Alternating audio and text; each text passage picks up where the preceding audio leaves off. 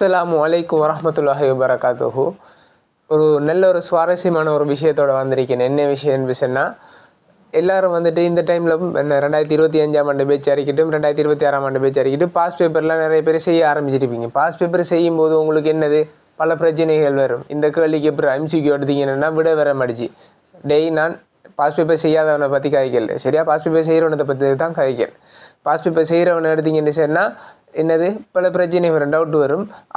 அந்த டவுட்டுக்கு எப்படி கிளியர் பண்ணுறேன்னு சார்மார்கிட்ட போய் சார்மார் கூட டவுட்டை கிளியர் பண்ணுற அளவுக்கு உங்களுக்கு டைம் இருக்க மாட்டாங்க, டவுட்டை கிளியர் பண்ண மாட்டாங்க. அப்படியான நிறைய நிலைமைகள் வந்துட்டு இருக்குது. அதுக்காக வேண்டி நான் என்ன செய்ய போகிறேன்னா, பாஸ் பேப்பரில் இருக்கக்கூடிய முக்கியமான கேள்விகள் இருக்குத்தானே, அந்த முக்கியமான கேள்விகளில் மொத்த வழக்கமும் வந்துட்டு அப்படியே ஒவ்வொரு வீடியோ வந்துட்டு போட போகிறேன். தொடர்ச்சியாக வந்துட்டு வீடியோ அப்லோட் பண்ண போகிறேன். அப்போ அந்த வகையில் ஃபெஸ்ட்டுக்கு நான் 2024, 2023, 2022 அப்படியே ஓர்டரில் அப்படியே படிப்படியாக ஃபுல்லாக குறைஞ்சிட்டு செஞ்சுட்டு போகிறேன்.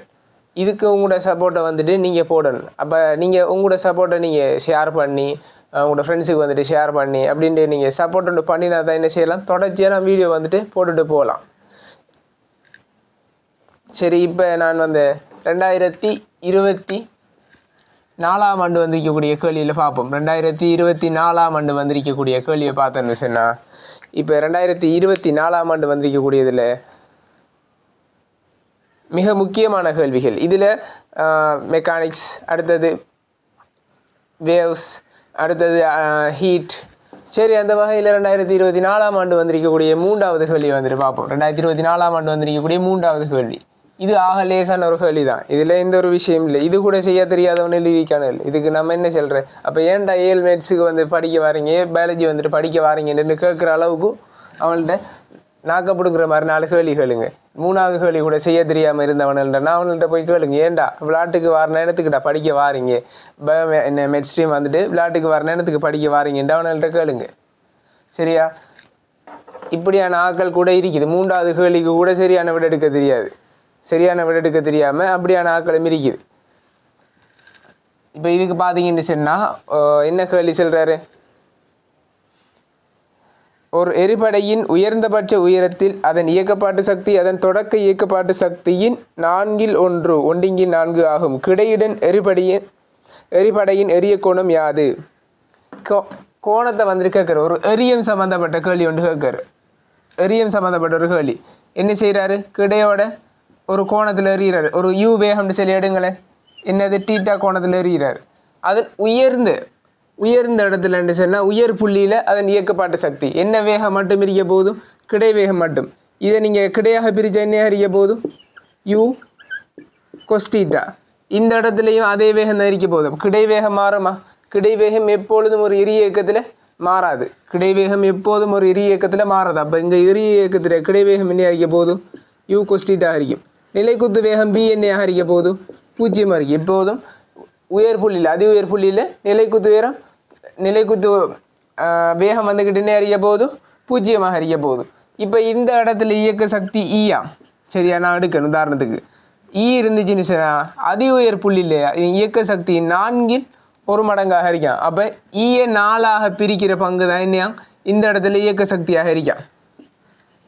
அப்போ இயக்க சக்திக்கான சமன்பாடு தெரியும், E = 12mv². இதான் இயக்க சக்திக்கான சமன்பாடு. இங்கே திணிவு என்ன செய்யலை, இதே திணிவு தான் இங்கேயும் வருது. அப்போ திணிவு மாறலாட்டி E நேர்வீத சமன் என்ன அறிக்க போகுது, V வர்க்கமாக அறிக்க போகுது. அப்போ இந்த இடத்துல வேகத்துக்கான என்ன இயக்க சக்திக்கான சமன்பாடு எடுங்க. E நேர்வீத சமன், இங்கே வேகம் என்ன இருக்குது, U இருக்குது. அப்போ U வர்க்கம் முதலாவது சமன்பாடு. இங்கே என்ன இருக்குது, இயக்க சக்தி E/4 நேர்வீத சமன். என்ன வேகம் மட்டும் இருக்கு, நிலைக்குத்து வேகம் 0ங்கிறதால கிடை வேகம் மட்டும்தான் இருக்குது. அப்போ கிடை வேகத்துக்கு நீங்கள் வர்க்கம் எடுத்தீங்கன்னு சொன்னால் V வர்க்கத்துக்கு தான் நேர்வீத சமன் U வர்க்கம் கொஸ் வர்க்கம் டீட்டா. இது 2ஆம் சமன்பாடு. இப்போ என்ன செய்யுங்கன்னு சொன்னால் 2 ஒன்றால் பிரிங்க. நீங்கள் மாறியும் பிரிக்கலாம், பிரச்சனை இல்லை. 2 ஒன்றால் பிரிச்சிங்கன்னு சொன்னால் E/4 கீழே என்ன வரப்போகுது, E வரப்போகுது. இங்கே U வர்க்கம் கொஸ் வர்க்கம் டீட்டாவின் கீழ் U வர்க்கம் வரப்போகுது. அப்போ இங்கே U வர்க்கத்தையும் வெட்டுவீங்க. இங்கே EM வெட்டிங்கன்னா 1/4 சமன் என்ன அறிய போகுது, கொஸ் வர்க்கம் டீட்டா வரைக்க போகுது. அப்போ கொஸ் டீட்டா என்ன வரைக்க போகுது? வர்க்கமூலம் எடுத்தீங்கன்னா ஹாஃப் வரைக்க போகுது. அப்போ கொஸ் டீட்டாவில் உங்களுக்கு ஹாஃபுக்கு பெருமானம் தெரிய போகுது என்னது? சைன் டீட்டாவில் ஹாஃப் என்ன வரைக்க போகுது? சைன் டீட்டாவில் ஹாஃப் டீட்டா வந்துக்கிட்டு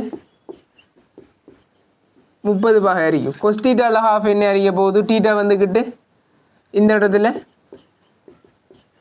60 பாகை அறிக்கும். அப்போ சைன் டீட்டாவில் ஹாஃப் வந்துச்சுன்னா 30 பாகை, கொஸ் டீட்டாவில் ஹாஃப் வந்துச்சுன்னா 60 பாகையாக அறிக்க போகுது.